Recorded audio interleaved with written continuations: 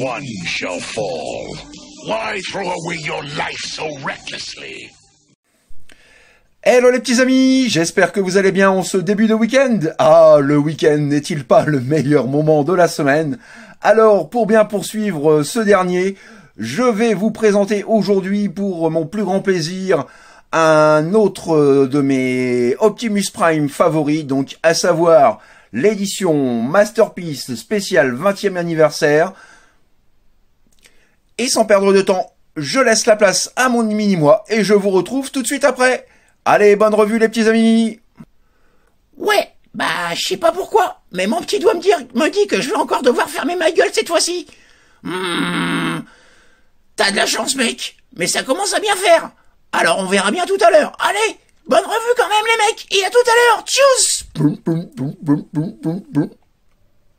Et voici tout de suite un petit 360 de notre petite merveille, sorti donc en 2006 dans l'édition 20e anniversaire. Alors non pas le 20e anniversaire de la création des Transformers, mais le 20e anniversaire donc du film Transformers Movie de 86. Voilà, donc point de chrome et des couleurs un petit peu différentes donc de la première version sortie quelques mois auparavant. Celui-ci donc dans son aspect se voulant plus fidèle au dessin animé au niveau des couleurs. Et attardons-nous d'un peu plus près donc sur les nombreux détails, car oui, ils sont très très nombreux, qui viennent habiller de fort belle façon donc notre leader des Autobots. Donc nous avons tout d'abord une peinture un peu moins vive que la version originale, mais les détails ne s'arrêtent pas là. Comme je vous le disais, contrairement à la première version, il ne possède pas de chrome, mais du silver, donc pour être quand même plus fidèle au dessin animé. On y retrouve donc de un très joli pare-brise translucide cerné donc de silver, ainsi que les essuie-glaces. Sur le toit, là encore, donc les phares en silver avec les pointes en jaune. Voilà un petit peu ce que ça donne. Nous avons de très très jolis phares en bleu translucide. Pas mal de petits détails, à savoir qu'il est extrêmement lourd, et je ne pèse pas mes mots en disant cela. Il est constitué essentiellement de parties en métal. Ce qui fait que voilà, ça occasionne du coup un poids vraiment très conséquent. Il est massif, lourd et robuste. Nous retrouvons sur le côté donc encore un petit peu de bleu translucide. Voilà, un petit peu de silver ici. Le symbole Autobots en impression un peu 3D. La bande caractéristique en gris, en silver, donc à Optimus Prime. Nous avons de très jolis pneus en gomme sur lesquels ils sont indiqués Formula. Alors j'essaye de lire, mais avec mes vieux yeux, Formula Desert Do ou Doc, quelque chose comme ça. On aperçoit les amortisseurs, plein de petits détails également ci et là. Les cheminées, alors malheureusement, elles sont un peu petites. Je ne sais pas pourquoi Hasbro a fait le choix de faire des cheminées aussi petites. C'est voilà, c'est pour moi l'un des principaux défauts de la version véhicule. Mais sinon, donc voilà, il est vraiment très très propre. On retrouve ici donc les réservoirs également en silver. Là encore du silver pour les jantes. Petit plus, nous avons, comme vous pouvez le constater, de véritables suspensions pour les roues arrière. Voilà, le souci du détail vraiment poussé à son paroxysme. La fixation pour la remorque. À l'arrière, nous apercevons, et nous reviendrons dessus donc en mode bot, les petits vérins hydrauliques apparents. Une petite touche de jaune également ici. Voilà, cette partie-là en gris foncé. Nous avons à l'arrière les phares peints en rouge et silver. Voilà, très très bien réussi. Vu de dessus, encore un petit peu de silver sur le dessus. De côté, au niveau de l'undercarriage, rien à dire. C'est vraiment du tout bon, c'est très très propre. Voilà, tout est bien rempli. On retrouve à nouveau des vérins hydrauliques. Donc sur ces parties-là, là encore des pièces plutôt bien moulées et bien détaillées. Le véhicule, bien qu'il soit lourd, roule à la perfection, et grâce à ses pneus gomme, il est extrêmement silencieux. Bref, une petite tuerie. Concernant les accessoires, il s'agissait à la base donc de l'édition, comme je vous l'ai précisé, 20e anniversaire DVD. DVD malheureusement que je n'ai pas. Je l'ai acheté d'occasion quelques temps après sa sortie. Et la personne, je pense, le vendeur, avait préféré donc garder le DVD Movie dans sa collection. Nous retrouvons donc néanmoins son Pampan, son gros blaster, voilà, extrêmement bien réalisé là encore, avec du silver, du jaune brillant sur le côté, vraiment là encore de très belles moulures et finitions. Il y a normalement donc le pistolet Megatron qui va avec, alors qui ne se transforme pas mais qui fait office d'arme pour reproduire certains dessins animés, certains extraits du dessin animé dans lequel Optimus a fait alliance avec Megatron et donc s'est servi de Megatron sous sa forme pistolet. Je ne le retrouve pas malheureusement, tout comme sa hache d'Energon. C'est probablement quelque part dans l'un de mes nombreux cartons. J'ai essayé de chercher mais j'en ai tellement, j'ai laissé tomber. Donc nous avons au moins le blaster. Et nous avons aussi donc un superbe stand pour exposer notre Optimus, avec donc juste ici la matrice représentée. Voilà, très très beau socle, sur lequel donc, voilà, nous avons quelques bruitages. Lorsque vous appuyez donc sur le dessus du symbole Autobots. All we need is a little energon and a lot of luck. Autobots, transform and roll out. I want you to make a special run to Autobot City. Megatron must be stopped. All we need is a little energon and a lot of luck. Voilà, comme vous pouvez le constater, il est sonore, donc il fait plutôt bien son taf. Seul hic, malheureusement, il ne s'agit pas de la voix originale du grand monsieur, du grand doubleur Peter Cullen. Là, nous avons certainement affaire à un doubleur Hasbro. Donc bon, c'est un petit peu dommage quand même, mais voilà. En tout cas, on a quand même quelque chose de bien propre et qui fait son taf. Malheureusement, contrairement donc à la seconde version Masterpiece d'Optimus, donc le MP10 sorti en 2012, nous n'avons pas la possibilité de pouvoir stocker son blaster, ses armes en général. Donc voilà, là encore c'est un petit peu dommage, mais bon c'est pas bien, voilà, c'est pas bien dramatique. Si c'était pour comme la plupart des jouets, le placer simplement ici, voilà, on s'en passe aisément. Et petite photo de famille, donc en compagnie de notre bon vieux et précieux Génération 1, sorti en 85. Voilà, notez au passage la différence de taille, celui-ci est juste un monstre. Et concernant la transformation, celle-ci est tout simplement excellente, c'est du pur bonheur, un plaisir à transformer. Donc on va voir ça tout de suite. Pour commencer, donc vous prenez ces parties-là qui vont former les jambes, vous les déloquez comme ceci, vous rentrez l'attache remorque ainsi, vous prenez cette partie-là, voilà, vous soulevez cette pièce-là, vous faites une rotation, vous positionnez le pied, vous sortez le talon, comme ceci, et vous rabattez cette pièce-là, voilà, par-dessus le talon, pour augmenter donc la stabilité du pied. Même chose pour le second pied. Ensuite, vous allez venir étirer les jambes, et on a une chose assez bien pensée là encore à ce niveau-là, c'est que vous voyez, la jambe une fois dépliée, le genou est complètement loqué. Ce qui veut dire que pour le retransformer en mode véhicule, vous appuyez donc sur le réservoir de façon à décrocheter donc le loquet de sécurité pour pouvoir donc glisser et replacer la jambe. Voilà, ça c'est plutôt là encore très très bien pensé. Voilà, nous mettons les jambes en place.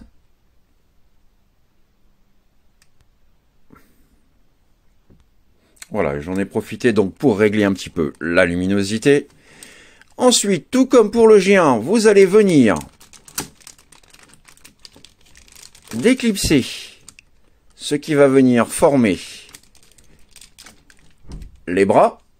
Vous les positionnez ainsi pour commencer, même étape. De l'autre côté, voilà. Quand c'est fait, vous prenez ces parties-là, vous faites une rotation, comme ceci.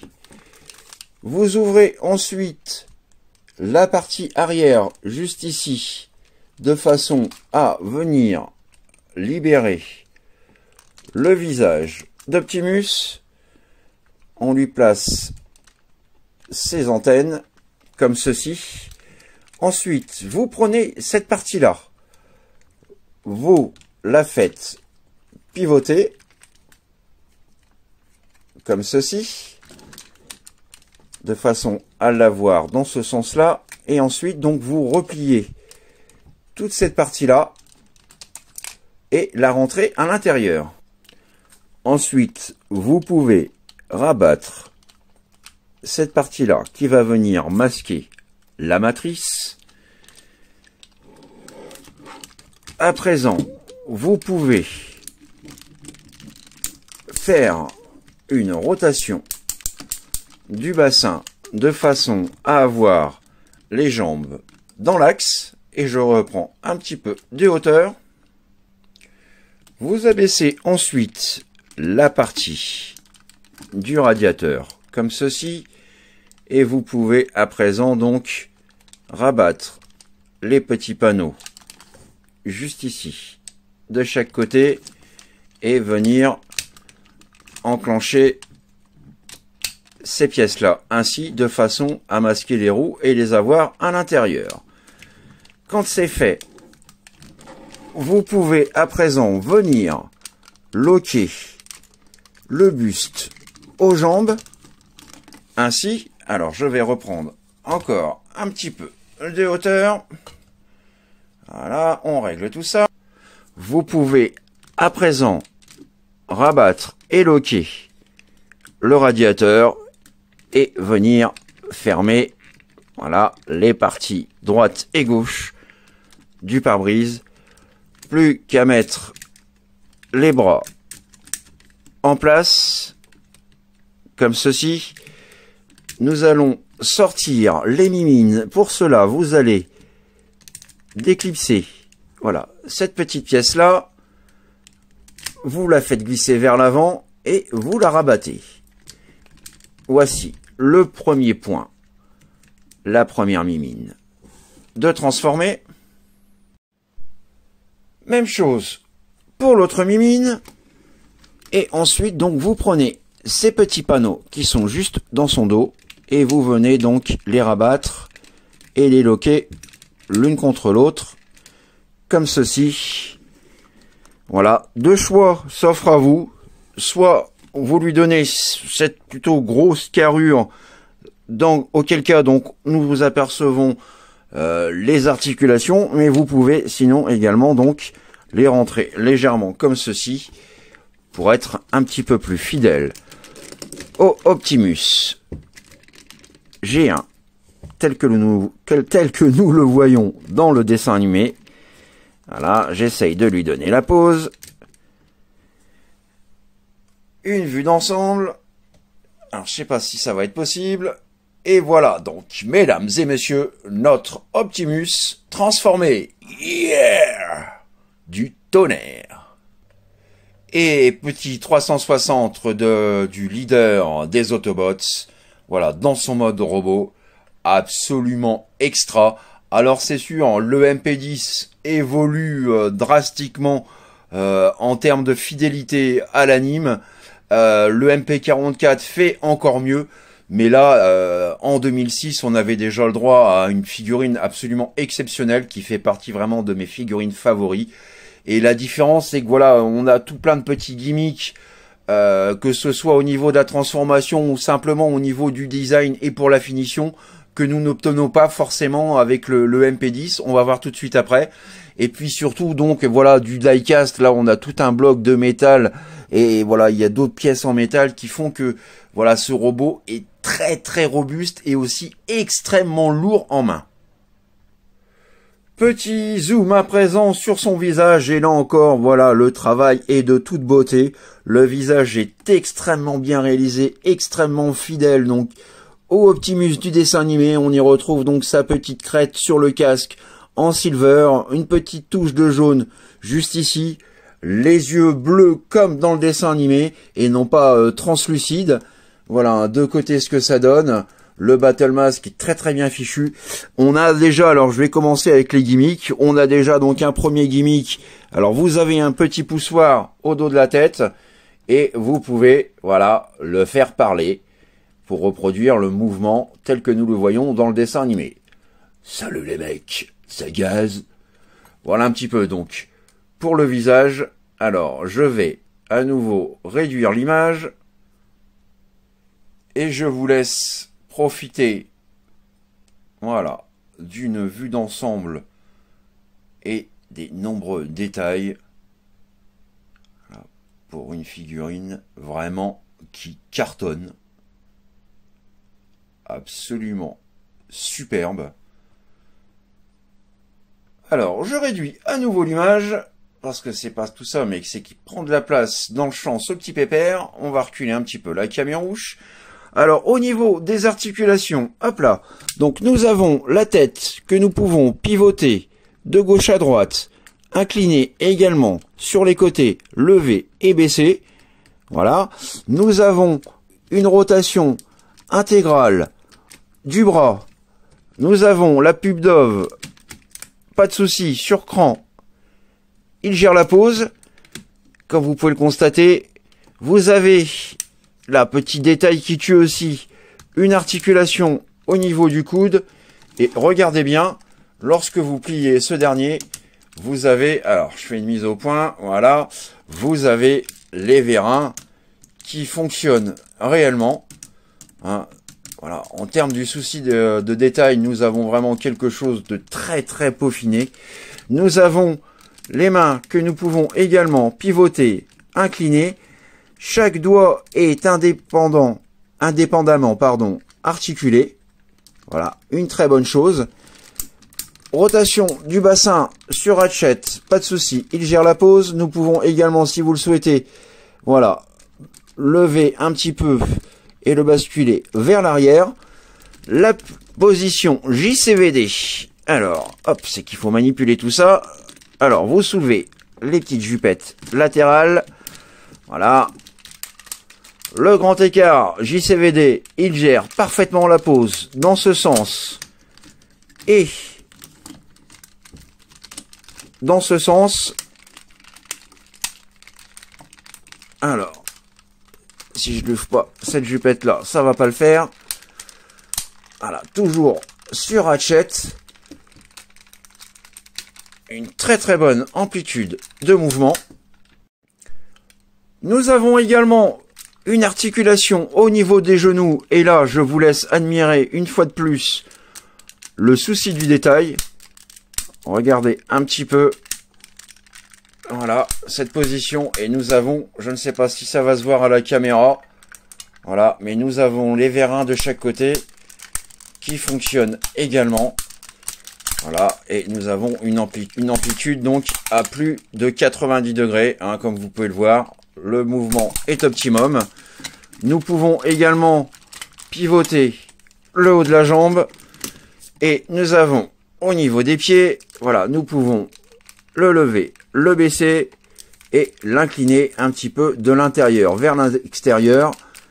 Voilà, et on peut également lever l'extrémité du pied. Autre chose que nous avons, c'est lorsque vous bougez le pied, là encore, vous avez des vérins qui viennent, voilà, s'activer.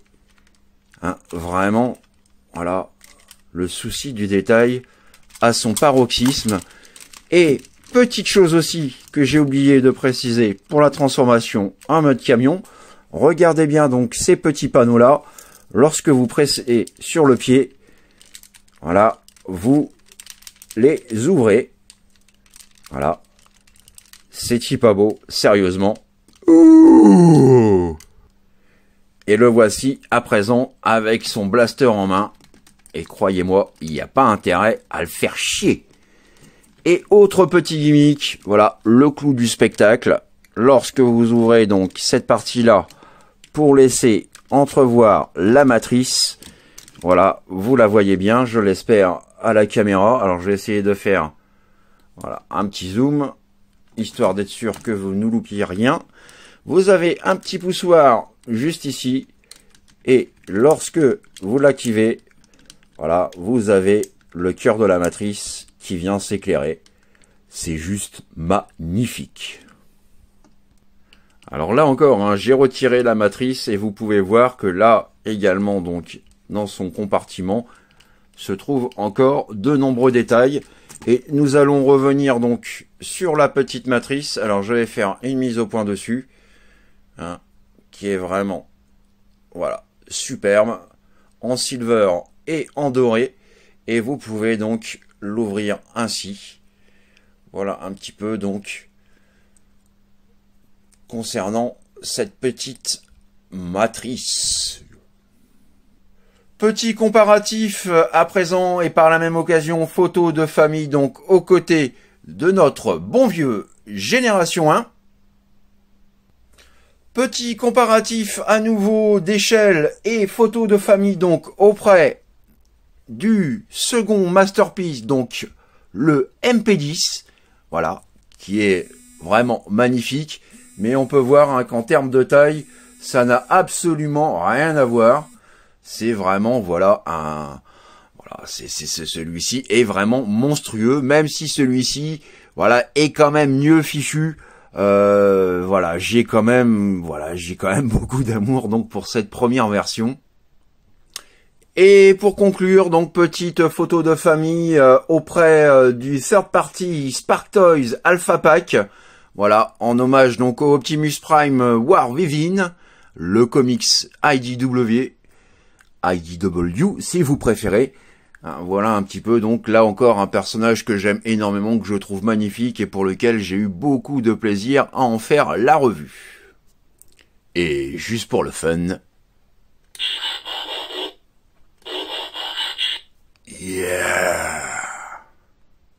Voilà les petits amis, c'est ainsi que s'achève ma revue du jour consacrée au sublime Masterpiece édition 20e anniversaire Optimus Prime. J'espère que cette revue vous a plu, vous a permis de découvrir ou de redécouvrir une version d'un personnage emblématique, version absolument sensationnelle, où le diecast se faisait encore à l'époque pour les Masterpiece. C'est depuis malheureusement, c'est plus le cas malheureusement aujourd'hui. N'hésitez pas comme toujours à laisser vos commentaires et vos impressions donc voilà dans les suggestions et dans la rubrique attitrée. Merci d'avance donc pour vos pouces qui sont toujours là pour me faire plaisir, m'encourager, me soutenir et voilà me dire que ce que je fais, je le fais pas pour du vent ni pour de la merde. Donc voilà, ça c'est super cool.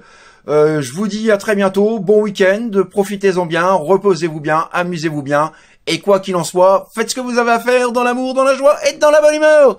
Allez, plein de bisous les petits amis, bye bye, tchuss.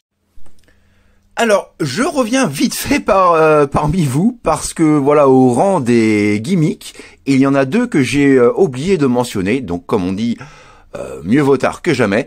Donc vous avez sur le côté des avant-bras, toujours en clin d'œil au dessin animé G1, les deux communicateurs d'Optimus. Alors, voici le premier où on y retrouve sur l'écran Grimlock.